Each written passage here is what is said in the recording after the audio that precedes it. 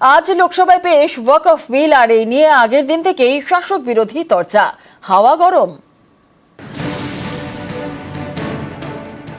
আমরা চাইছি ডিবেট হোক, পক্ষে বিপক্ষে যুক্তি হোক। আমরা শুনতে চাই যে আমাদের তৃণমূল কংগ্রেসের সাংসদরা কি যুক্তি দেবে। আমরা ডিসকাশনে সব পার্টিসিপেট করব, ভোটিং এ পার্টিসিপেট করব। অনেক কনস্টিটিউশনাল পয়েন্টস ইনভলভ আছে। বিজেপি প্রভোক করবে, বিজেপি বলতে দেবে না, বিজেপি ডিস্টার্ব করবে। বুধবার লোকসভায় ওয়াকফ বিল, এ নিয়ে আগের দিন থেকেই তরজা তুঙ্গে। এমন একটি আইন এখন বলবৎ আছে যা কোর্টে পর্যন্ত চ্যালেঞ্জ করা যেতে পারে না। কালকে যদি কোনো ওয়াকফ বলে যে আপনার বাড়িতে বা আমার বাড়িতে ওয়াকফ সম্পত্তি, আমার হাতে অধিকার নেই, আমি কোর্টে গিয়ে তাকে চ্যালেঞ্জ করব। তৃণমূল কংগ্রেসের যারা উকিল বাবুরা আছে তারা কি যুক্তি দেয় আমরা শুনি। ভারতবর্ষের মানুষের কাছে বলা দরকার আছে এই বিল কতটা অসাংবিধানিক। আজকে হয়তো মুসলিমদের অধিকার খর্ব করছে, কালকে আবার আসবে খ্রিস্টানদের অধিকার খর্ব করবে। একটা আগ্রাসী রোল এই গভর্নমেন্টের, সেই আগ্রাসী ভূমিকার সম্পূর্ণ বিরোধিতা করতে হবে।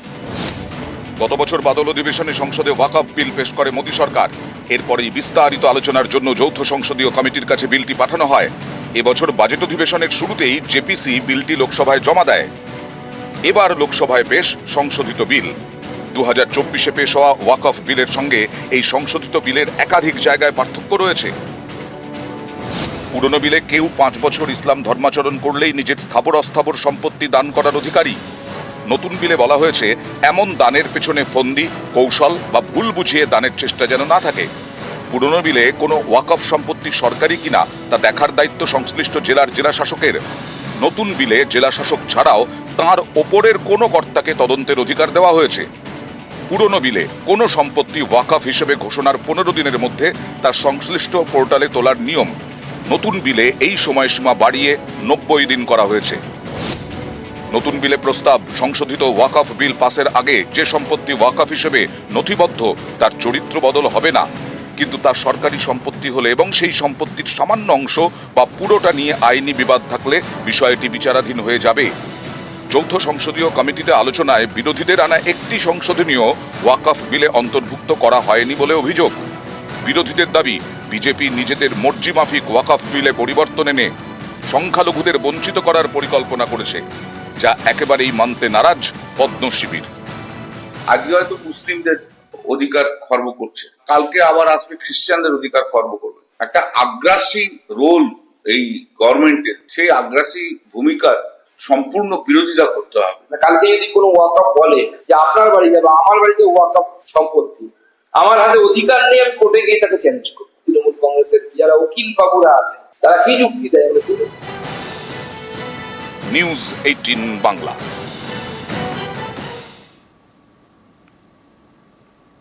সংখ্যালঘু ইস্যুতে বঙ্গ বিজেপিতে দুই সুর। শুভেন্দু অধিকারীর বার্তা, মুসলিম ভোটের দরকার নেই, হিন্দু ভোট বাড়াতে হবে। ভিন্ন সুর অগ্নিমিত্রা পল, শ্রমিক ভট্টাচার্যের। মুসলিমদের শতকরা 95% বেশি তারা ভোট বিজেপিকে দেবেন। অতএব আমি বারবার তাকে আবেদন করছি, তাকে রাষ্ট্রবাদী বলছি, সে পরিষেবা পাচ্ছে, সবই হচ্ছে, তারপরেও তো সে ভোট দেবেন আমি জেনে গেছি। আমার সময়, শ্রম, আমার আবেদনের মূল্য আছে। তো যেখানে আবেদন করলে আমি নির্বাচন রাজনীতিতে জিততে পারবো, সেই ভোটারদেরকে আমি ঐক্যবদ্ধ হওয়ার কথা বলেছি। দেখুন, প্রয়োজন নেই এটা বলবো না, আমাদের মুসলমান ভোট, সবার ভোট দরকার। সামনে বিধানসভা ভোট, তার আগে বারবারই সংখ্যালঘু ইস্যুতে সুর চড়াচ্ছেন শুভেন্দু অধিকারী, শান দিচ্ছেন মেরুকরণে। ওদের দলের যে কটা মুসলমান এমএলএ জিতে আসবে, বিজেপি সরকারে আসবে, চ্যাংদোলা করে তুলে রাস্তায় ফেলবো। মুসলিম এলাকায় আমাদের ব্যাপারটা নাই কিছু। সোজা কথা সোজা বলা ভালো, তুমি আমার আমি তোমার, ভোট নাই তো আমিও নাই। এসেছে তাতে মুসলিম ভোট নাই বললেই চলে। তৃণমূলের ভোটে 95% মাইনরিটির ভোট আছে। আগামী বিধানসভা ভোটে আমার আরো 5% হিন্দুকে বিজেপিতে সরকার করতে হবে। শুভেন্দু এই দাবি করলেও তাঁরই দলের সাংসদ তথা রাজ্য বিজেপির মুখপাত্র শ্রমিক ভট্টাচার্যের গলায় ভিন্ন সুর। শুভেন্দু অধিকারী যেটা ভালো বুঝেছেন শুভেন্দু অধিকারীর মতো করে ব্যাখ্যা করেছেন। আপনি শুভেন্দু অধিকারীর প্রসঙ্গ এখানে টানছেন কেন? ভোটার নিয়ে কাজ করবো, ভোটার হিন্দু না মুসলমান ওটা আমরা চিন্তা করতে যাবো কেন? গণতন্ত্রের শেষ কথা হচ্ছে জেতা। প্রয়োজন নেই এটা বলবো না, কিন্তু আমাদের সংখ্যালঘু ভাইরা বোধহয় কোথাও আমাদের বিশ্বাস করছে না বা ভালোবাসে না। সেখান থেকেই মানে দুঃখ থেকে হোক, রাগ থেকে হোক, আমাদের শীর্ষ নেতৃত্ব তাই বলেন যে আমাদের মুসলমান ভোটের দরকার নেই। কোন জিনিসটা আমাদের 21টা যেখানে আমাদের সরকার আছে, কোথায় কোন কোন স্টেটে আপনি দেখান তো যে মুসলমানরা সে পাচ্ছে না? আমার মনে হয় যে সব থেকে বড়লোক মুসলমান বিজনেসম্যান তারা কিন্তু ওই গুজরাটে গিয়ে ব্যবসা করছে, খুব শান্তিপূর্ণভাবে ব্যবসা করছে। আমাদের মুসলমান ভোট, সবার ভোট দরকার। আমাদের কোনো ধর্ম হিসেবে আমি আলাদা করতে চাই না। নরেন্দ্র মোদীর মন্ত্র সবকা সাথ সবকা বিকাশ, কিন্তু শুভেন্দু অধিকারী বোঝানোর চেষ্টা করছেন 26শে বাংলায় বিজেপিকে জিততে হলে মুসলিম ভোটের প্রয়োজন নেই, দরকার হিন্দু ভোট আরো বাড়ানো। এই তত্ত্বে কি বিড়ম্বনায় বঙ্গ বিজেপি? তাই কি সংখ্যালঘু ইস্যুতে শ্রমিক অগ্নিমিত্রার ভিন্ন সুর? প্রশ্ন নানা মহলে। নিউজ 18 বাংলা।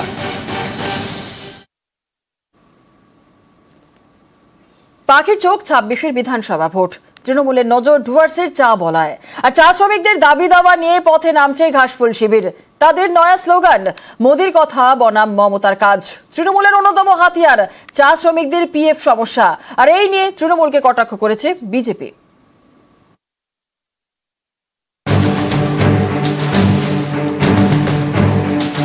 বছর ঘুরলেই 26-এর ভোট, তার আগে তৃণমূলের নজর উত্তরবঙ্গে। ডুয়ার্সের চা বলয়ে আন্দোলনে নামছে তৃণমূলের শ্রমিক সংগঠন। কেন্দ্রীয় বঞ্চনার অভিযোগে তারা শান দেবে, পাশাপাশি তুলে ধরা হবে চা শ্রমিকদের জন্য রাজ্য সরকারের নানা প্রকল্পের কথা। এর জন্য তাদের নয়া স্লোগান, মোদির কথা বনাম মমতার কাজ। মোদির কথা বনাম মমতা বন্দ্যোপাধ্যায়ের কাজ, এটা ইউনিট পর্যন্ত পৌঁছানোটাই গত 2 বছর ধরে আমাদের প্রধান এজেন্ডা। সেটা আমরা করে চলেছি। এপ্রিল মাসের 8 থেকে 11 অবধি আমরা কর্মসূচি ঘোষণা করেছি। 11ই এপ্রিল 3টের সময় জলপাইগুড়ি রিজিওনাল পিএফ অফিস, যেটা প্রকৃতপক্ষে একটি ঘুঘুর বাসা, সেই পিএফ অফিস ঘেরাওয়ের ডাক আমরা দিয়েছি আইএনটিটিউসি অনুমোদিত তৃণমূল চা বাগান শ্রমিক ইউনিয়ন থেকে। কেন্দ্রীয় বঞ্চনাকে হাতিয়ার করে চা শ্রমিকদের একাংশকে যদি ময়দানে নামাতে পারা যায়, তাহলে 8 বিধানসভার বিধানসভা নির্বাচন কেন্দ্রিক ফল বদল হতে পারে। আর সে কারণেই কেন্দ্রের বঞ্চনাকে পিএফ ইস্যুতে সামনে এনে দলের নেতা কর্মীদেরকে, শ্রমিকদেরকে সঙ্গে নিয়ে ময়দানে নামানোর সিদ্ধান্ত তৃণমূল কংগ্রেসের। ডুয়ার্সের চা বলয়ে নানা সমস্যা, বাগান বন্ধ, শ্রমিকদের বেতনে কম, এসবের মাঝে বড় সমস্যা প্রভিডেন্ট ফান্ড। অভিযোগ, দীর্ঘদিন ধরে অনেক চা শ্রমিকের প্রভিডেন্ট ফান্ড বন্ধ। এই নিয়ে চলছে আন্দোলন। पीएफ जमा होता है, ग्रेचुइटी मिलता है?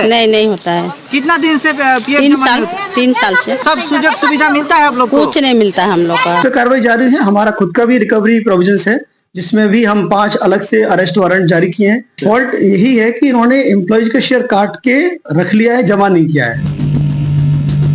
চা শ্রমিকদের প্রভিডেন্ট ফান্ডের এই সমস্যাকে সামনে রেখেও কোমর বেঁধে ময়দানে নামছে তৃণমূল। প্রধানমন্ত্রী উনি কিন্তু বীরপাড়াতে আসছিল, জনসভায় বক্তব্য রাখার সময় উনি বলেছিলেন যে 60টা চা বাগান বন্ধ আছে বীরপাড়াতে, সেই 60টা চা বাগান আমি অধিগ্রহণ করে আমি এটা কেন্দ্র সরকারের তরফ থেকে সেটা চালানোর ব্যবস্থা করব। কিন্তু আদৌ এখনো কোনো বাগান কোনো সরকার কোনো অধিগ্রহণ করে নাই। পশ্চিমবঙ্গ সরকার তাদেরকে মজুরি দিতে পারছে না কেন? এর জবাব কে দিবে? অতএব তৃণমূল কংগ্রেসের নেতারা দেখেছে সামনে ভোট আছে, বাগানে তাদের কোনো পায়ের নিচে জমি নেই, সে কারণে তারা এগুলো করবার একটা নাটক করবার চেষ্টা করছে। আগামী সপ্তাহ থেকেই ডুয়ার্সের চা বলয়ে ময়দানে নামছে তৃণমূলের শ্রমিক সংগঠন। 8 থেকে 10 এপ্রিল পর্যন্ত ডুয়ার্সের বিভিন্ন চা বাগানে সভা এবং মিছিল করবে আইএনটিটিউসি। 11 এপ্রিল জলপাইগুড়িতে পিএফ অফিসে অভিযান। আলিপুরদুয়ার এবং জলপাইগুড়ি মিলিয়ে ডুয়ার্সের চা বলয়। এই চা বলয়ে মোট 8টি বিধানসভা আসন। 21-এর ভোটে এর মধ্যে 7টিতেই জেতে বিজেপি, 1টিতে তৃণমূল।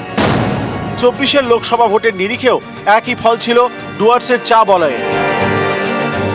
26-এর ভোটে এই ছবিটাই বদলাতে চাইছে ঘাসফুল শিবির।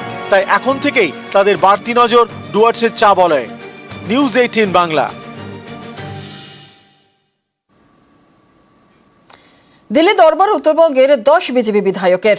উত্তরবঙ্গের উন্নয়ন ইস্যুতেই দরবার আর 5 কেন্দ্রীয় মন্ত্রীর সঙ্গে সাক্ষাৎ বিজেপি বিধায়কদের।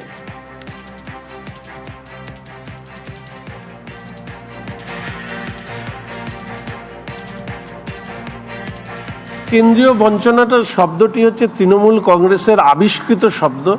এই শব্দের কোনো ভিত্তি আছে বলে আমি মনে করি না। আমাদের 3 লক্ষ কোটি টাকার যে বাজেট পশ্চিমবঙ্গ সরকারের হয়, সেই 3 লক্ষ কোটি টাকার বাজেটের মধ্যে রাজ্যের নিজস্ব আয় হচ্ছে 90,000 কোটি টাকার কম।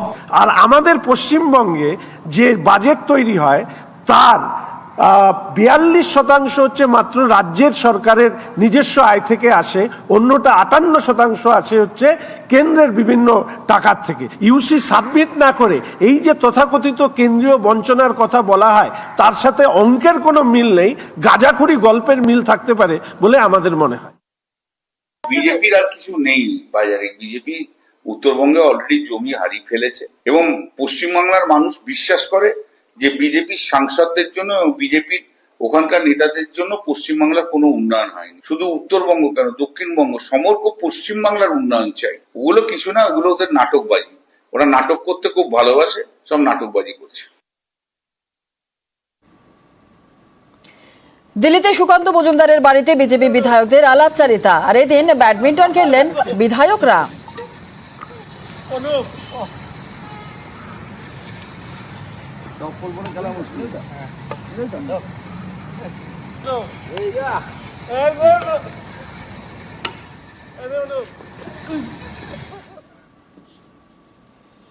বেসুরো কুমারগ্রামের পদ্ম বিধায়ক বিজেপির সব পদ থেকে অব্যাহতির ঘোষণা।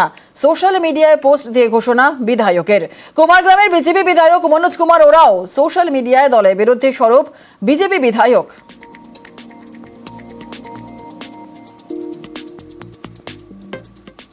প্রথম কথা, মনোজ তৃণমূলে যোগ দেবে না, এইটুকু আমি বলতে পারি। দ্বিতীয়ত, কি হয়েছে এই বিষয়ে আমার জানা নেই। মনোজ আমাদের অত্যন্ত দক্ষ কার্যকর্তা, সামনের সারির নেতৃত্ব।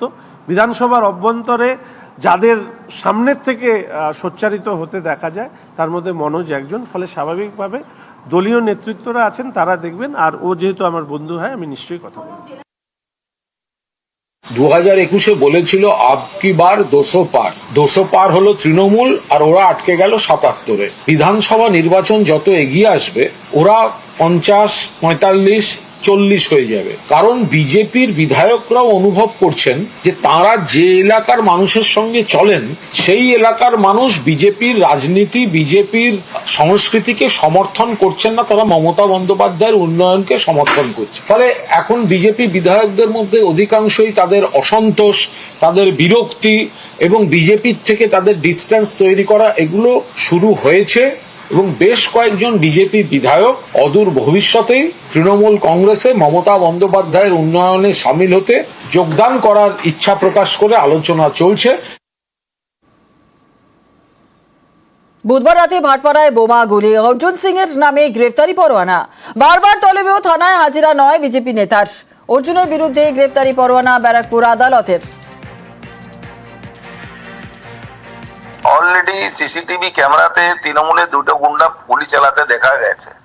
আমার নামে কোনো জায়গা সিসিটিভি ক্যামেরাতে কোনো জায়গা কিছু দেখা যায়নি কি আমি কোথায় গুলি চালিয়েছি, কাউকে মেরেছি। তারপরেও আমার নামে ওয়ারেন্ট, একটা লোককে 164 করিয়ে, যে বিরোধী আমাদের টিএমসি লোক আছে তাকে 164 করিয়ে ওয়ারেন্ট ইস্যু করে দিয়েছে। এখানে তো পুলিশ যা ইচ্ছা তাই প্রভাব খাটিয়ে করতে পারে, করে ওটাই করেছে। হাইকোর্টে এটা নিয়ে আমরা যে আলোচনা করব। এখানে তৃণমূল আসছে কোথা থেকে? এটা তো আইনের বিষয়, আদালতের বিষয়। ফলে আদালত যদি কোনো সিদ্ধান্ত জানিয়ে থাকেন তো সেটা সম্পূর্ণভাবে আদালতের বিষয়। এখানে তৃণমূলকে দোষারোপ করার তো কোনো জায়গা নেই। বারবার আমরা বলে আসছি যে অর্জুন সিং বা তার নেতৃত্বে ওই জায়গাটাকে অশান্ত করার চেষ্টা চলছে। পুলিশ প্রশাসন চাইছে শান্তি শৃঙ্খলা থাকুক। খবর